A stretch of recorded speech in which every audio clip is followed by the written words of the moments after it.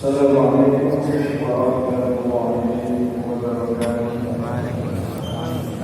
Alhamdulillah wassalatu wassalamu ala Rasulillah wa ala alihi wa sahbihi wa mawala.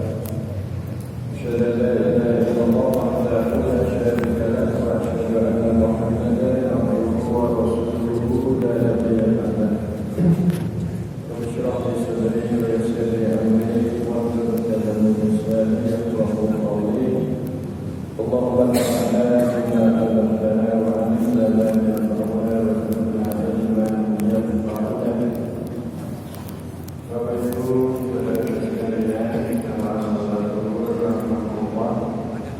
Alhamdulillah, bersyukur kita panjatkan kehadirat Allah Subhanahu wa taala atas segala nikmat dan diberikan baiklah sehingga sampai hari ini kita masih diberi kesempatan kekuatan hidayah dan taufik untuk bisa mengisi bulan Ramadan ini dengan merayakan amal soleh, amal sholat jamaah zuhur, majelis ilmu. Mudah-mudahan apa yang kita lakukan istiqomah dalam melaksanakan amal soleh dan bermanfaat untuk hidup kita di dunia dan akhirat. Siang hari ini topik yang diberikan kepada saya adalah membentuk karakter mukmin di lingkungan kampus. Membentuk karakter mukmin di lingkungan kampus. Sebelum kita mengarah ke sana, untuk kita dikenal dulu siapa yang disebut dengan sosok orang beriman. Karakternya apa orang beriman? Orang beriman disebut dengan mukmin. Secara mendasar, orang beriman itu orang yang memiliki keyakinan tentang 6 hal dalam rukun iman itu. Itu dijelaskan dalam hadis Abu Hurairah ketika mereka sendiri bertanya kepada Rasulullah, iman itu apa? Rasul jawab, "Anugerah Billahi wa malaikatihi wa kutubihi wa rusulihi wa yawmil akhir wa qadari khairihi wa syarrihi." Iman itu kamu mengimani Allah Subhanahu wa taala, malaikatnya, kitabnya, rasulnya, hari kiamat dan takdir, baik yang buruk maupun yang itu. Orang yang meyakini itu secara dasar sudah disebut dengan mukmin. Lalu Al-Quran menggambarkan sosok orang mukmin dalam beberapa ayat yang menggambarkan syakhsiyah atau kepribadian orang mukmin itu. Saya akan mengambil satu kumpulan ayat dalam surat Al-Mu'minun yang menjelaskan tentang sosok mukmin yang beruntung, yang sukses, yang akan mewarisi surga Firdaus. Allah berfirman, "A'udzu billahi minasyaitonir rajim, wa tafakkara al-mu'minun." Sungguh beruntung, sungguh sukses, sungguh bahagia orang-orang yang beriman.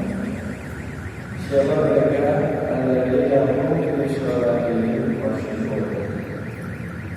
Adalah mereka yang sholatnya khusyuk.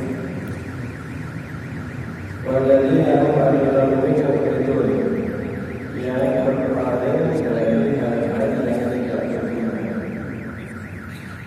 Walladzina hum li-zakatihim fa'ilun. Yang menunaikan zakat. Walladzina hum li-furujihim hafizun. Yang menjaga kemampuannya. Illa alladzina amanu wa illa amanu kecuali itu istrinya dan budak perempuannya.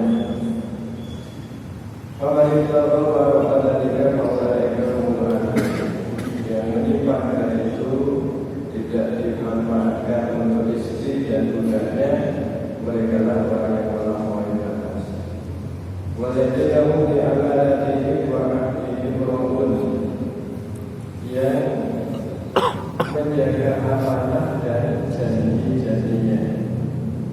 Waladzina ma'ala sholawatihim yuhafidun, dan yang menjaga sholatnya. Ulaika humul warithun, mereka adalah para pewaris alladzina yarisuna al-firdaus, yang mewarisi surga Firdaus, hum fiha khalidun, mereka kekal di dalam. Ada 5 sifat yang diberikan di dalam ayat ini tentang sosok orang beriman. Kalau kita lihat di dalam ayat-ayat lain, ada 2 aktivitas ibadah yang selalu disebut yang menyertai sosok orang beriman, yaitu sholat dan zakat. Jadi tidak disebutkan di dalam ayat ini. Jadi sholat dan zakat itu selalu disebut sebagai salah satu dari karakter orang beriman. Ada 5 hal sifat yang menandai keberadaan mukmin yang sukses yang akan dapat surga Firdaus, surga itu surga tertinggi. Kalau kita yang belum pernah ya kita tahu. Jadi bukan kamu sendiri ini sosok mukmin ya seperti apa yang kita tahu ya yang beruntung, yang sukses, yang menangnya, yang nanti dapat surga Firdaus.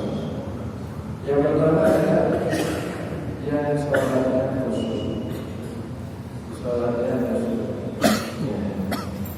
Kenapa di dalam ayat ini disertakan kata khusyuk? Karena sholat itu khusyuk itu akan meringankan sholat. Di dalam ayat lain menambah tindakan akan dilakukan sesungguhnya sholat itu berat. Tidak ringan. Karena sholat itu harus dilakukan setiap hari dan 5 kali. Dan 5 kali. Kalau puasa Ramadan ini kan setahun sekali saja. Ya, meskipun waktunya 1 bulan, tapi kan setahun sekali. Sholat itu tidak ada berhentinya.